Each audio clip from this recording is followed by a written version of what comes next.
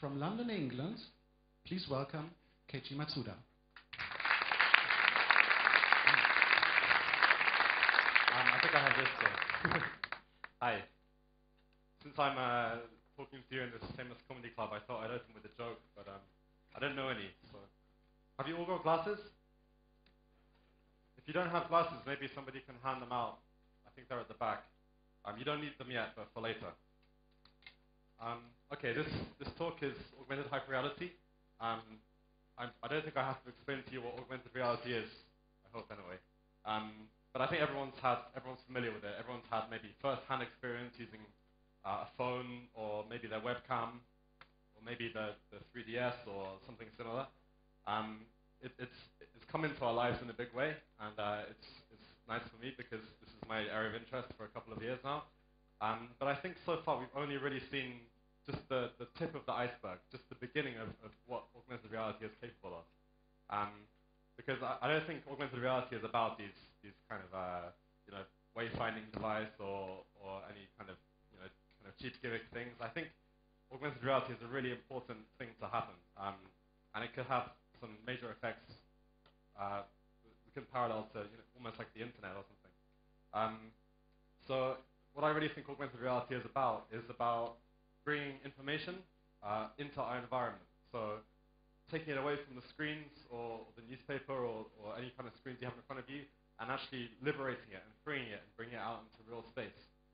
So I think this is really what drew me to augmented reality in the first place. I'm trained as an architect. I studied my master's at University College London. And yeah, I think it's something about the way that we can use information to define space, which is really interesting for me.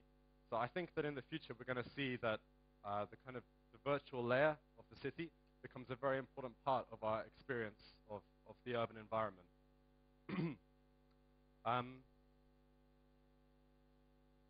So yes, this is what augmented hyperreality is about. It's about the virtual overlaying onto the physical environment and understanding what issues are raised from this and then how we deal with them. I think there's a lot of issues surrounding privacy and politics and social interaction and economics that I can't deal with everything, but I'm just trying to start by identifying these key issues and then trying to start by looking at how we can approach this from an architectural angle. I'm going to start by showing my film, Domestic Robocop, so if we can have the lights down. ロデオボーイズーモンです。新製品は前後左右の動きに上下振り運動。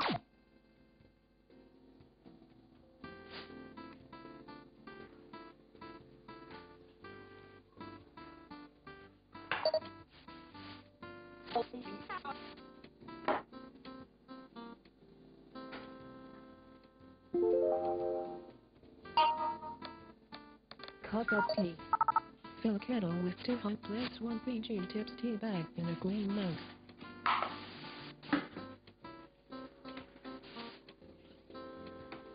Good. Now get the skim milk from the refrigerator.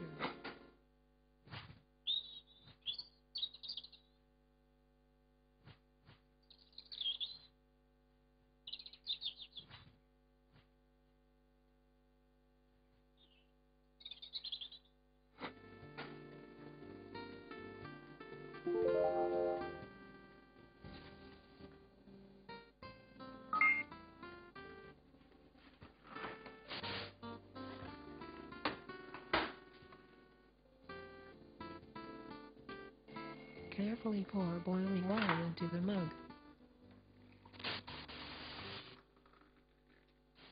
You're doing great.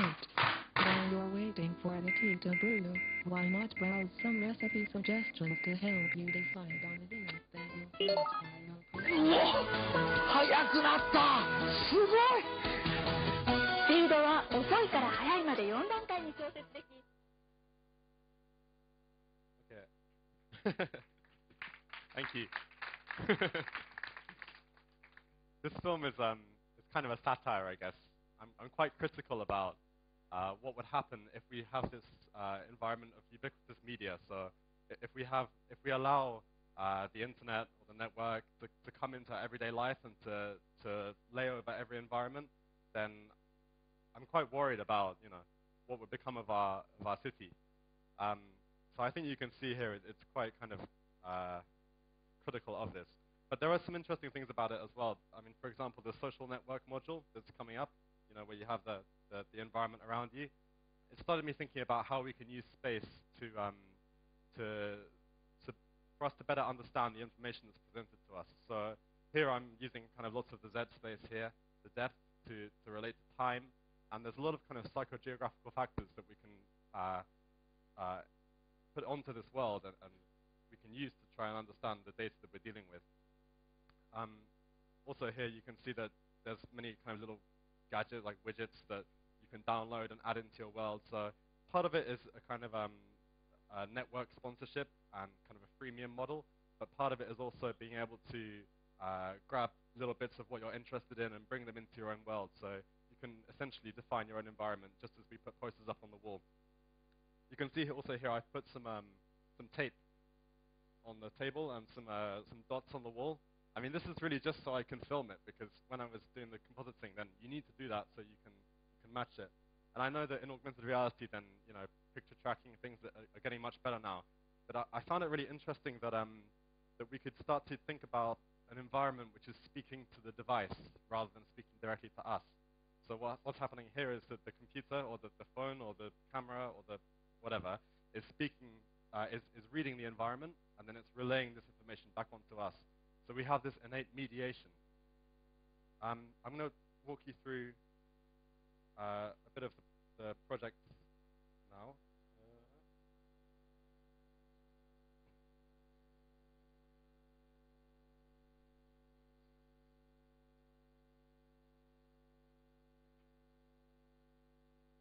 So these are some of the concept images from the project.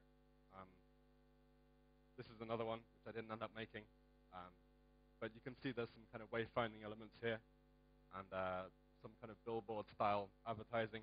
I don't really think advertising would work like this, because obviously you'd find much more subtle ways to introduce it into people's lives. But I wanted to sort of make a comment about how important these kind of things are in our current model.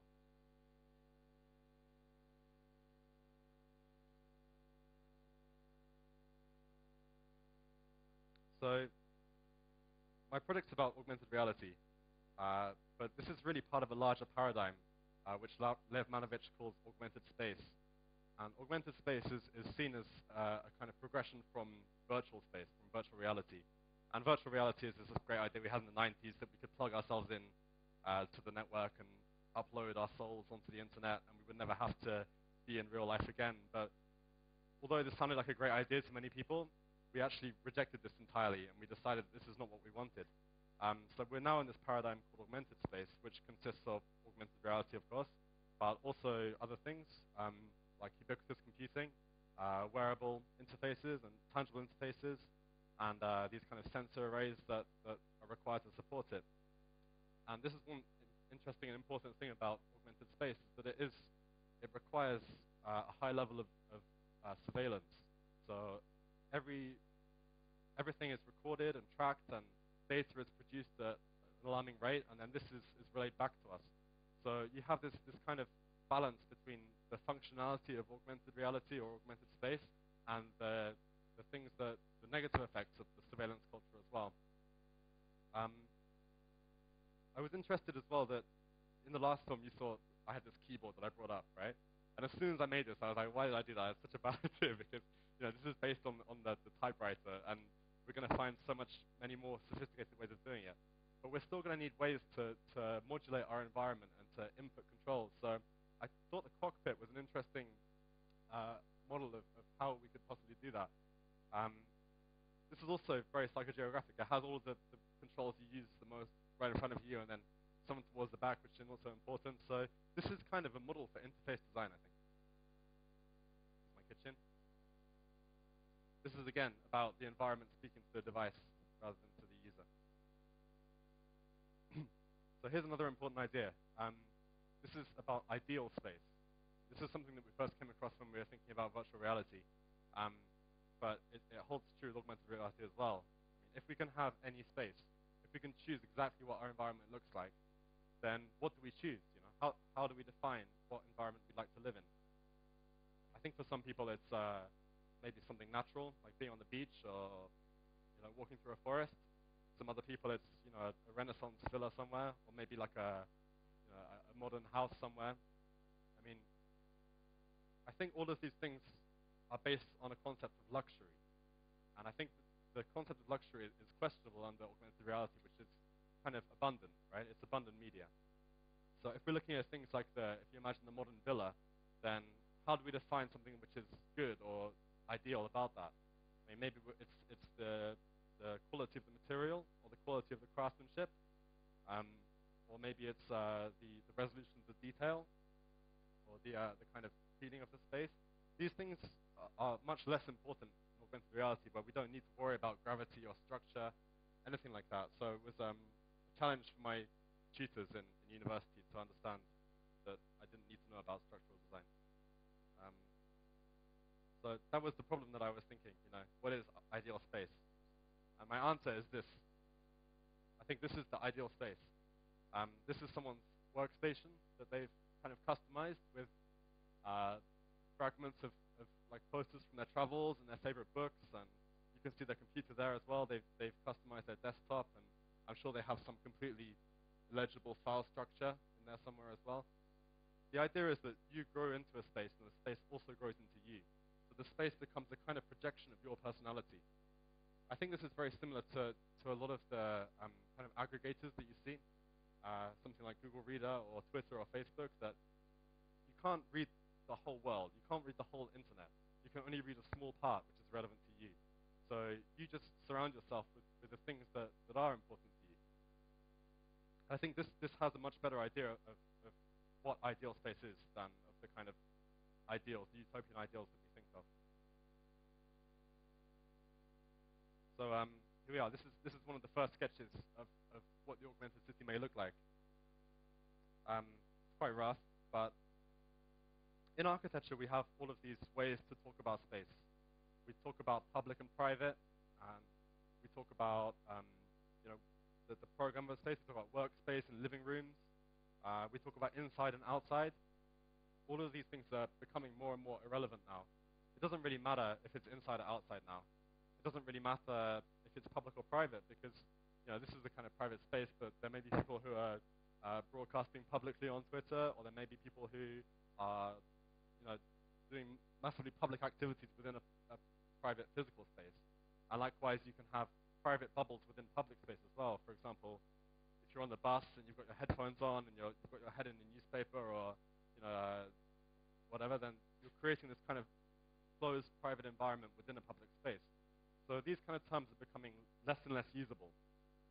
So to replace those, I have one idea, which is broadcast and aggregation. Is this new kind of way of describing space.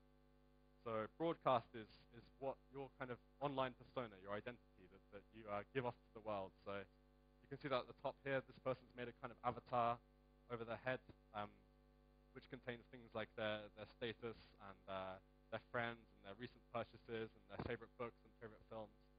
And I think I'm 27 years old, and I think I'm probably just about a digital native, they say. So I've grown up with the internet, and I think maybe I'm probably one of the first generations to really be self-conscious about what I'm putting out there. I'm not very good at it yet, but I'm definitely conscious that every time someone tags a photograph of me on Facebook or something that I don't like, I'm quickly untag.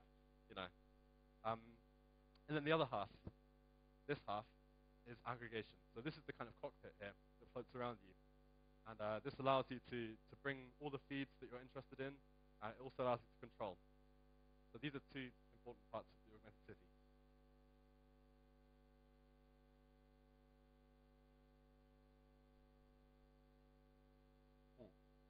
So let me walk you through a few of the layers of the anatomy of the augmented city. This is layer 1. This is the cockpit, as you see in white here, which contains all the feeds as well. Layer 2 is what I call the field. The field contains location-based information, geotagged information, and also any kind of apps or any other things which require them to be in a certain place. These are roughly kind of spaced, and they're presented to you in the kind of circular fashion, but it has a certain liquidity to it, so it doesn't need to be particularly in the right place, but it can sort of move around, and you start to feel like the city is not this solid fixed object, and the architecture itself is more driven by events and circumstances and context rather than just being there forever. Third level is the skin, which is this kind of nice Georgian facade you see here, and the navigation as well, which is not entirely necessary, but I just thought it looked cool, which is important, you know, has to look good. The skin, here it's a Georgian facade, but it doesn't necessarily have to be. It can be anything. I just think that at the start of this thing, then, people are going to want to fill their world with things that are familiar to them. But as the kind of culture evolves, then maybe we start to see some more experimentation in terms of what's possible with augmented architecture. And then finally, here's the real kind of physical built environment, which is basically just concerned with creating kind of an insulated shell that you can stay inside and be warm and safe. Doesn't matter what it looks like because you can decorate this after.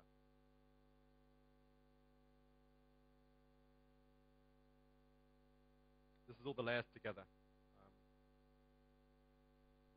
Okay. Right, it's what you've all been waiting for, guys. 3D time. So if you would put on your glasses, it should be red on the left, I think.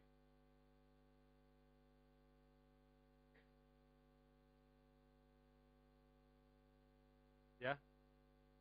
Okay, we all good?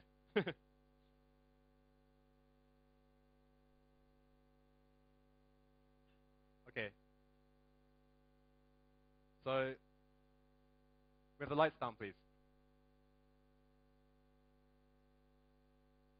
Lights down, please.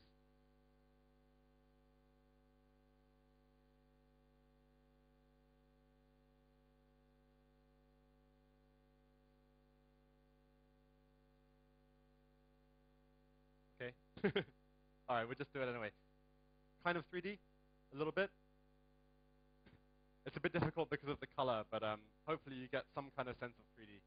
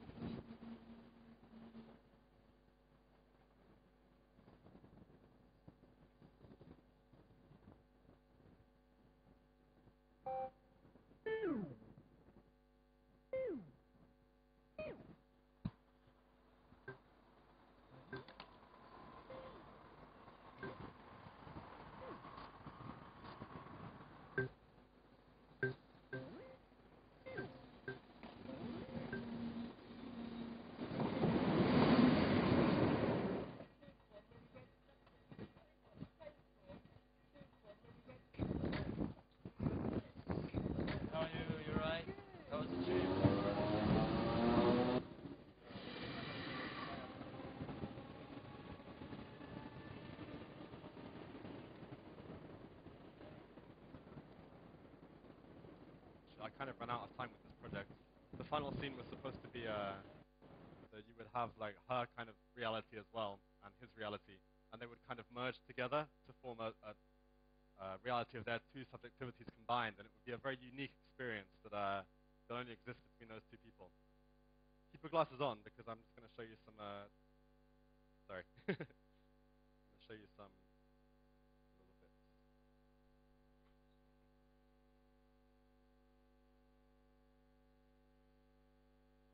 Yeah, so this is the kind of level one, the cockpit and the feeds.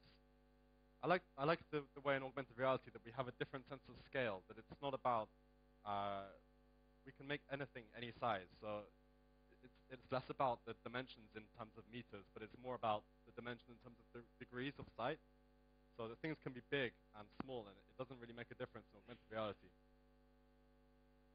Here you can see as well that he's kind of appropriated this space to be a bit like his living room, even though he's in a cafe.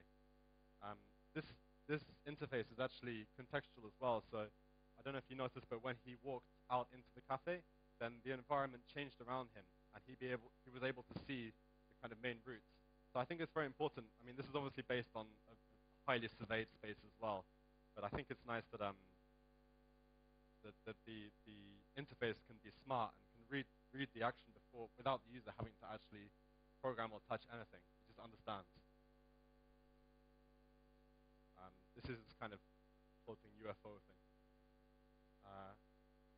She's in the process of kind of curating her identity as well. You can see that she's choosing what to put on her little avatar there. And the idea was then that would appear above her head, but technical problems with that. And here's the channel browser, which is this really like insane 3D that doesn't quite work. I think I tried too hard with that one.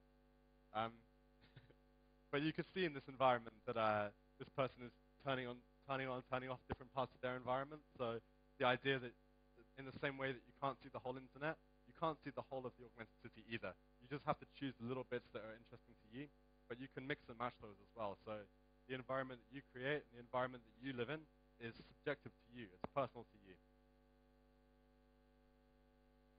With this as well, I was also interested in the kind of spatiality of these interfaces, so that, I mean, this is a fairly traditional menu structure, but it differs in that because we have a kind of spatial form for it, then every decision you make, then the thing changes shape. So you can kind of assign a shape to a decision. So when you see the shape, you don't have to understand where you are. You can automatically read it as, is this decision. Is the environment they're changing. So, you know, if you like kind of street art, or if you like kind of Regency architecture, you can change that as well. Yeah, okay. So you can. This is not 3D. Sorry, I should have a sign. Yeah, okay. So I think the project is not necessarily, you know, I think the first one people have described it as dystopic. I don't think the project is dystopian. I don't think it's utopian either. I think it's just following the kind of the way we're living our lives right now. A lot of people have given me very positive comments about it, and a lot of people have said that this is a kind of hell that they never want to be in. I don't really have a kind of opinion on that. I obviously design things which I think are interesting. You know, I kind of have this balance between being excited about an idea and also being terrified about it, and then somewhere in the middle there's come something interesting for me. But I think there are some people in this room here who will probably have some influence in shaping the way that augmented reality is going to pan out, and the way that the augmented city is going to be. So, you know, we still have this kind of many choices ahead of us in terms of how the augmented city is going to look like. And when I was doing this project, I was always walking a tightrope of, you know, what I consider to be acceptable. And on either side, there's complete chaos and hell. So I think we have to be quite careful about it. But there's many interesting things that come out of it as well, because we're, in the end, we're kind of in the same way that filmmaking became digitized and then democratized. We're looking at the same thing with the creation of space. So this is really exciting kind of thing. I think I'm sort of running out of time, so I'm going to take some questions. But there's more information on my website, which I'll bring up.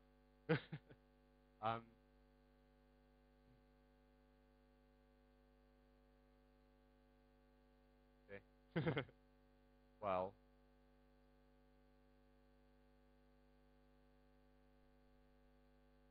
was going to write them on the glasses, but I didn't have time, so there we go. So maybe you can write out on your glasses and take them home with you. I'm hoping to make some more films to continue the project. This is an ongoing independent research project, so I'm just trying to secure some funding at the moment. But yeah, please keep updated, and if you have any questions, I'll take them now. Thank you very much.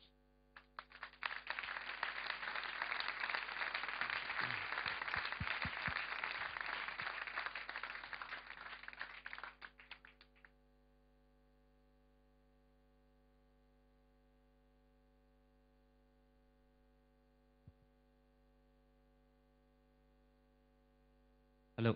Hi. How do you think the technical realization of this will come about?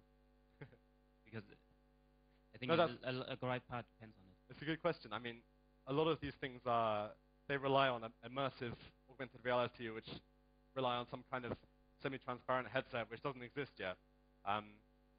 So, yeah, of course, I was thinking about the technical aspect of it as well, and I had to be slightly aware of it. So, for example, with the tracking, I had the same problems, with the computer compositing than you would if you were programming this for AI. But I think that there seems to be a lot of investment and a lot of kind of enthusiasm about making this kind of thing a reality. And there's obviously also great possibilities for people to make a lot of money from this as well, which is a good and a bad thing. So for me personally, I'm not so interested in the kind of actual technical details of it. I'm more interested in the architectural consequences and how we actually design this world. I think there are lots of people working on the technical aspect of it that you can probably see here today as well. At the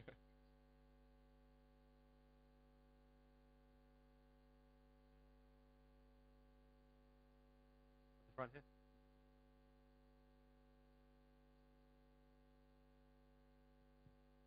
Maybe you can tell a little bit more about this aspect when two people come together and their reality merges. I think this is an aspect which is totally new. You don't only get a person known on the classic ways. You can start to explore his world. Maybe you have thought a little bit more about that. Well, I was thinking that sorry to interrupt. I was thinking that I have a lot of times when I have a friend come over to my house, we meet somewhere, and we're showing each other videos on YouTube, and we're telling each other about books we read or films we saw, and a lot of it is about kind of media that surround us. So in the same way, I did a lot of study on the kind of concept of domesticity, so about how you create a home for yourself. And one of the interesting things was that in post-industrial England, then the living room became a very important room to present yourself to the world. So you had your bedroom and your kitchen, which was all private, but you had the living room, which is your kind of a miniaturization of all of your world and your interests, and that becomes a kind of a way to express yourself, right? So I was thinking, what if you can take your living room out with you and show your living room to people? And then what happens if they have their living room as well, and you combine those two, and you create a new living room, which is completely different, and all of these things in the living room are talking to each other, and you have this this totally unique space that you can only have with one person. And I think this is actually kind of what we do already, Like when you meet somebody new, then you create a kind of conversation which could only happen between you two, unless you're talking about something really boring. But so I think this is really just facilitating what we're already doing. I mean, I think it was Juhani Palasma who said that we haven't changed what we're doing since we were caveman. We're still doing the same things, but we just changed how we do them. And I think by introducing new technologies like this, then we can find new possibilities within that as well. But yeah, I think it's a really nice bit. I wish I had time to make it. Did you ever think about other ways to interact with the interface? Because I always find it strange to see people moving their arms around themselves, and I think that part of the success of mobile devices is that it's space-wise, it's a personal space as well. Right, yeah. So people don't really, they see that you're working on your mobile phone, but they don't really know, are you writing a message, are you taking a picture, whatever. Yeah. And I think that as soon as we all start to move our arms around, it gets kind of even more awkward. You know what, the first time I saw somebody speaking on a hands-free phone, I was like, what? It's like a really crazy person, right? Just walking down the street talking to themselves. So I do think there is a part of it that when something new comes along, then we're initially like a bit shocked by it, and then we get used to it, and it becomes normal. So that's a possibility for gestural kind of tracking. But yeah, I do agree. Maybe gesture's not the way. I don't know. Maybe augmented reality isn't the way either. That's why I kind of pitch it within the larger paradigm of augmented space, because I think everything I've been talking about today can also apply to any of the other kind of technologies in the paradigm. It's not just augmented reality. It's all of these other things like tangible interfaces, wearable computers, even the kind of mobile devices that we're using today. You can still apply these same logics. I've written a piece called Cities for Cyborgs, which is also, there's probably a link on my website somewhere. And it talks about how we can design architectural, like physical built spaces effectively for our occupation of them now. So at the moment we're kind of zoning spaces, like this is for this is for this. But if you've got a mobile phone, you don't care. You can have a meeting in a coffee shop, or you can turn a bus into like a game center. Like, it doesn't matter anymore. So all of the ways we're thinking about architecture are quite growing to be very outdated. So this is the kind of set of guidelines to do it. So, sorry, to answer your question, then yeah, I'm not sure about gestures myself, but I think it was just a way of kind of explaining this in a way people can understand in a video. Yeah. Any more? Okay. All right. Thank you very much. Okay, thanks very much then.